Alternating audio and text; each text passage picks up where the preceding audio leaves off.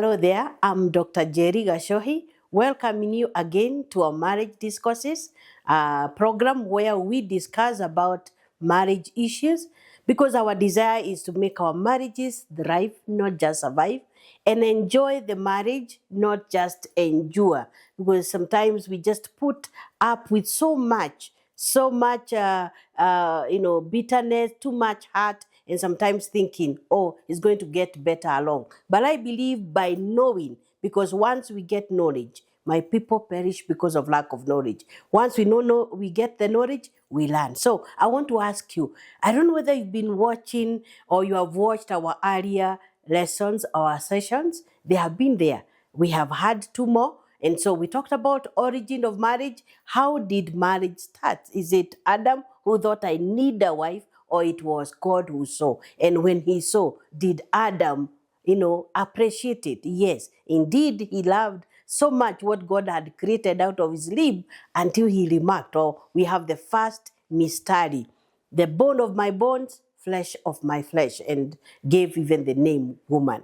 Then later we also looked at the next lesson. We looked at why did God make them one? That is the purpose of marriage, and simplified it into four. And if you watch, you'll find yourself learning more, because I will just simplify in 4 C's for companionship. So we had this woman coming to be a companion for Adam, who was lonely. Then she was to come and be a suitable helper. That means be a complement, because it was a sweeter helper comparable to him. Then she was supposed also to be one who would, to have communion. So the third C was communion. So they were to be intimate. They had to celebrate the coming together, becoming one flesh. And this continues on in marriage and the communion. Then after that, we had the community. The community comes after the communion, after the two have become one, because we cannot multiply ourselves just by, growing fat and getting a small one coming out of, now that we are fat, like the way the bananas increase. We only increase and multiply only in one way, that sexual union. And so, remember, companionship, complement, communion, and community. And today, we are looking at something else. Now that they have become one, how, is this relationship? And we asked ourselves, is it a contract? Is it a covenant? And what is the difference? Because once we understand that, now we will realize why we need to put a lot of seriousness, or even what God desires us to understand, why he said, and the two shall become one. And after that, there was not ungluing. You remember, it says cleaving. So there was not that time they were supposed to uncleave. So maybe we asking ourselves, a covenant or a contract? So we ask ourselves, when we talk about a contract, what do we mean? In a legal and what we call financial term, in financial terminology, a covenant is like a promise or an indenture, bond, or pact. While we talk about a covenant also looking like a contract seems to have like a certain end. It is not continuous for a long time. We will look at that. And because when we talk about this promise, up to when does it end? Is it for a long time or is it for a time? So a contract the difference between a covenant and a contract is evident sometimes when it comes to how it is varied or invalidated. And that is very important, because a contract is invalid when one of the involved party violates it. So let's say we have said we are going to have a business together and we have a contract. If one person decides not to give in their money for that business, then that contract is violated and it does not become valid. We call it invalid. But how does a covenant continue? We have a covenant remains intact even if one of the parties breaches it. Now, this reminds me of Genesis 15. If you read Genesis 15 and you can read, it's quite some, maybe up from 1 up to verse 7. It talks about when God is talking to Abraham and tells him that I'm your shield, or and your great reward. And Abraham is now asking, now, yes, you are my friend, you are my shield. Now look at me, I'm going old and I don't have a heir. And the person who might inherit is Eliezer, but now my servant. He says, no, you're not going to have your servant inheriting. I am going to give you a son. And God makes a covenant because he's asking, how am I going to know that this is what is going to happen? God takes him out. He shows him the stars and tells him, this is how your generations will be. They will be as many as the stars in heaven. And because God wanted to seal that covenant, he tells him what to do. Get me a 3-year-old ram, 3-year-old goat, and all that. There were the birds and all that. And then there was that covenant that he made with him and told him that even though you die, because you're going to die of an old age, that is something that really makes me understand, and I want you to understand about covenant. That God makes a covenant with Abraham and tells him this, even though you die, because you're going to die of a good old age. Now, your descendants, up to the 4th generation, will be slaves in Egypt. Then I'll bring them back to this land. And sure enough, it's like, it doesn't matter whether you be around, Abraham, even though you die, me, God, because I'm the one who is making this covenant, I will fulfill it. And sure enough, you realize that was even before we had Joseph, we had Jacob and all that, and Isaac. But God makes sure that all that he had said comes to be. And up to today, we are talking about the children of Israel. Wherever they are and whoever they are children of a covenant. The people God covenanted with or made the covenant are long dead, Abraham.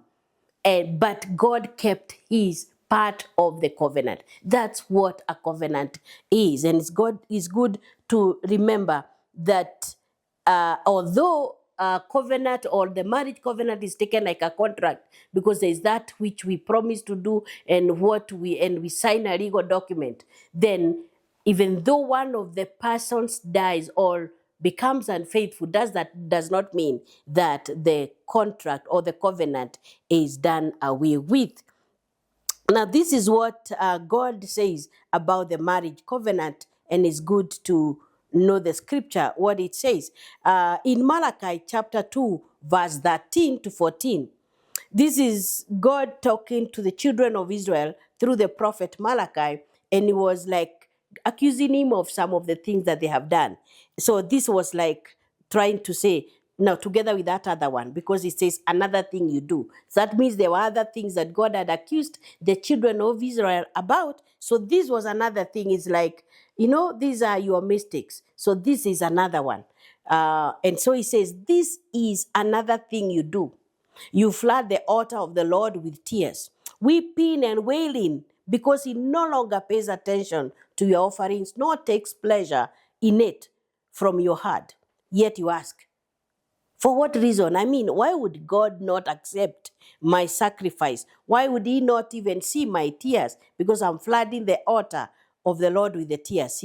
And the answer is in verse 14. He says, because the Lord acts as a witness between you and the wife of your youth, because you were unfaithful to her, your partner, the wife of your covenant. So God was the witness. God saw, and he actually, saw everything that was there, or what we agreed, or they had agreed on with the wife of their youth. And now that they are unfaithful, God is saying, you see, it doesn't matter whether you flood the altar with tears, you also give your sacrifice. This is it. You have not been faithful to that covenant. Why? Because the marriage covenant is not just a contract where we just feel like, oh, I'm getting out of it. So when we look at the contract, simply sometimes what we call agreements that usually are enforced by law, although even the marriage covenant is also enforced by the law. And the critical component of a valid agreement is simply saying, You do this, I do this. Or if you don't do this, then this happens. Because you realize even a contract, once it ends, there is like some repercussions. If it didn't end the time it was supposed to be. So if like you had said, I'm going to do this, or I'm going to sell you this, and then I retract, then there will be a penalty. I'll be either be told to pay this amount. So it's not, doesn't end in good. That means there is like, if one forsakes or does not do what they were supposed to do or violates. So, and if there is offer is accepted, that means we are talking about, let's say I'm selling to you, we write a contract. If you don't like it, then it can be retrieved. That means the offer and must be accepted.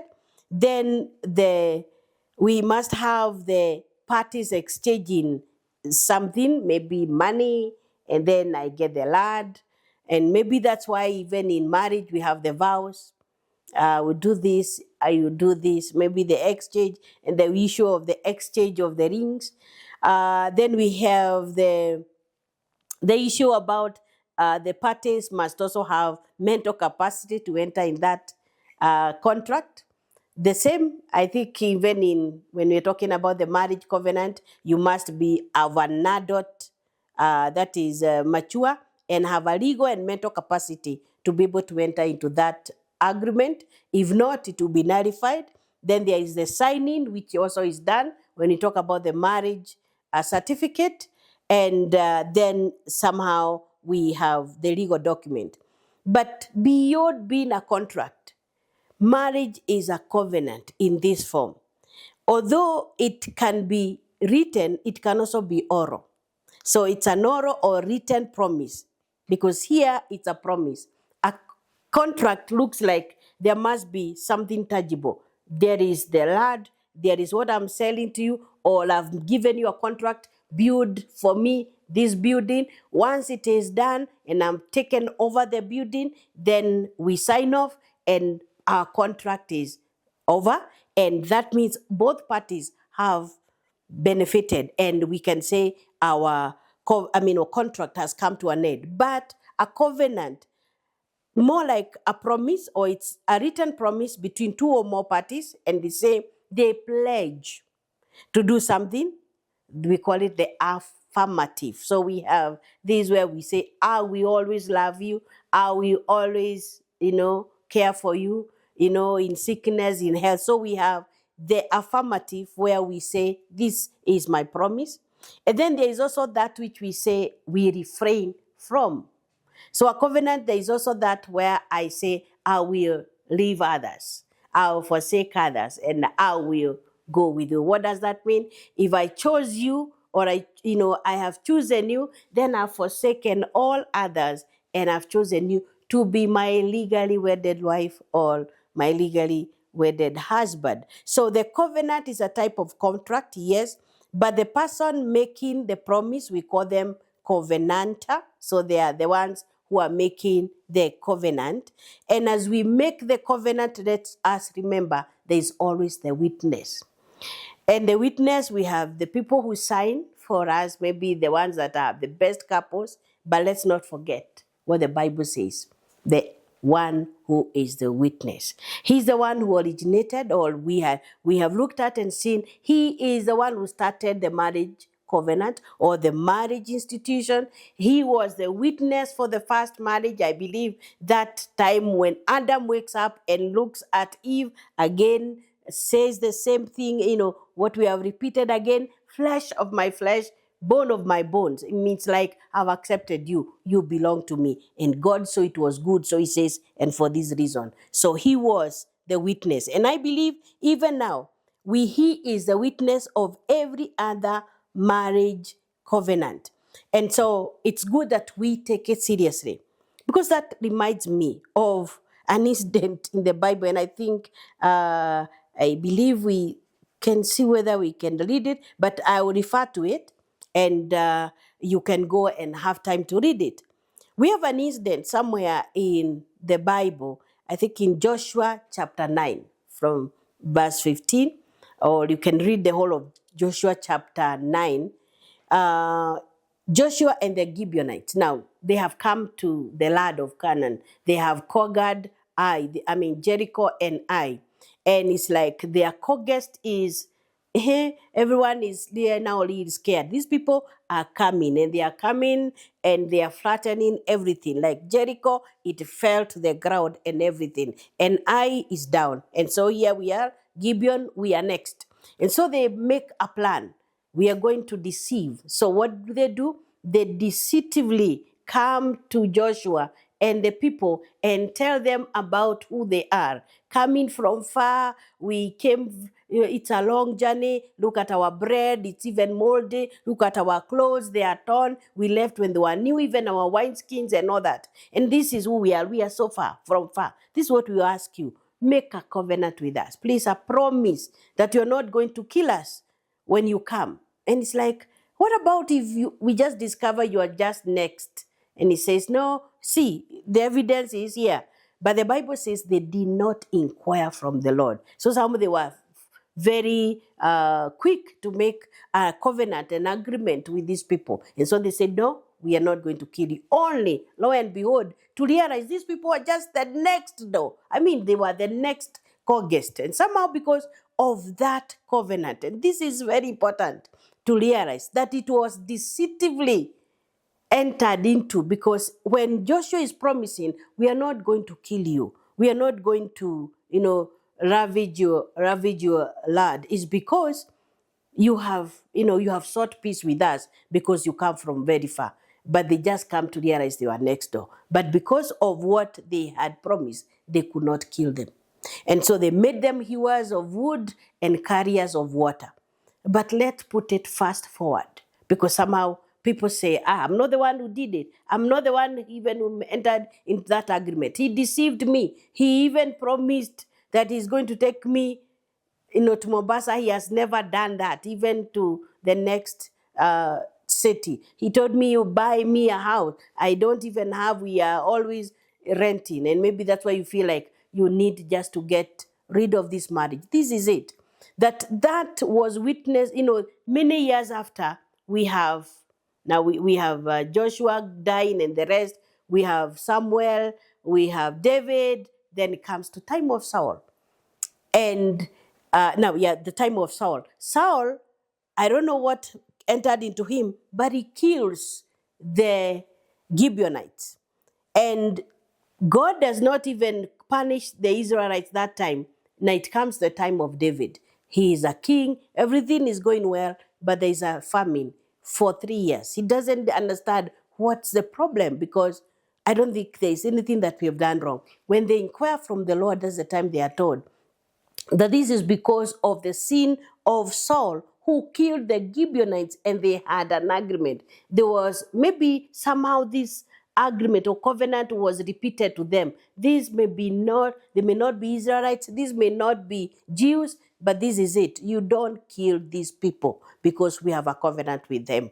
And somehow Saul decided, no, I don't care, and he killed them. You remember now what happened, because we are not going to all the details, but the only way that could be rectified was like a revenge. They had to kill 7 sons, think of Saul, and they were killed together, all of them. They had to look for a way of avenging. And that is not the way God would have wanted it to be. So this is very key, that we realize that when God is a witness of a covenant, it doesn't matter how we entered to it. Maybe we told one another, please come home, or come and be with me, and I will make you, or I'll give you this. And somehow we're in this covenant and we are wondering, were we deceived? I want to say we can go before God and ask for forgiveness and ask him how he can help us to go on with this covenant in his plan and will. And I want to tell you that God can bless that marriage. So you don't have just to say, I'm going to quit,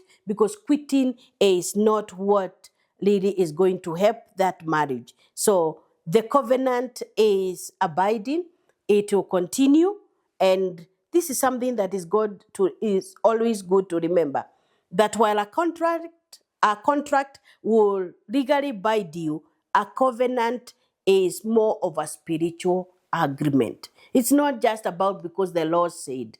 Don't think that you're in that marriage because there was a certificate. Don't think it is because we had those people who had come, for the dowry negotiation. Remember, it was a spiritual agreement. Even before you involve the people to come and say we are now going for Rurashio or the Goito or anything. Remember, first you had met and agreed. You had desired that you may be together. So these people you involved, whether the committee to help you in the Muchango and all that, they were coming to help you in your spiritual agreement at first. So don't think that it is going to hold because of those people. It is what you agreed.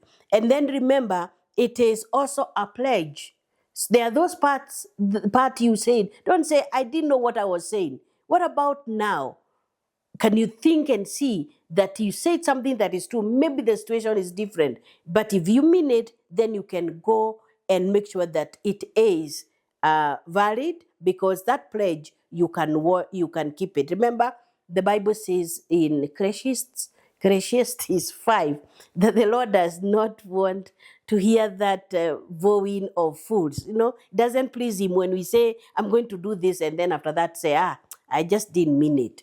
Now, he takes that one to be like a fool giving a vow. So, but when we make a vow, when we pledge, let's say I was not in my right mind because you were indeed. It's only that maybe circumstances have changed. Maybe you've seen like there is no prospect of what you were promised, but trust the Lord and keep at it. And I know God is going to make your marriage thrive, not just survive. So let's not bail out. Let's not just think the way out is looking for an exit door, because we have people right now who are entering marriage.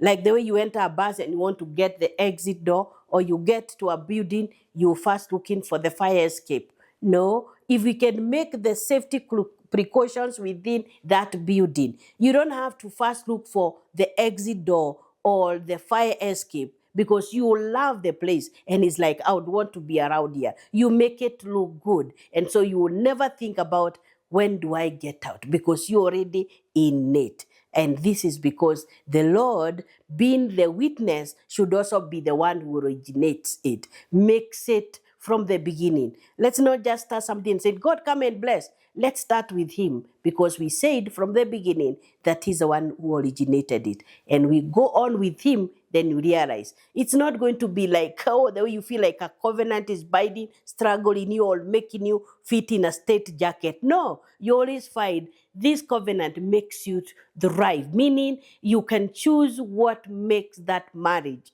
thrive, because you're in a covenant and a relationship that is healthy, building you up and making all of you love the walk and the life together. So when you keep saying, I'm doing life with this person, you realize it's no longer because of the law, it is because I love it, and every part of the journey is enjoyable. And I believe it is true, because God is not a liar. So thank you so much for being with us. I pray this is a place where you don't want to miss next time. Please tell somebody, and another person tells the other person, share, like, subscribe, and we'll learn so much more. So kindly don't fear to ask the questions. Yes, I've said the email is drjerigacohi@gmail.com. Your questions will always be answered. And thank you so much even for being with us.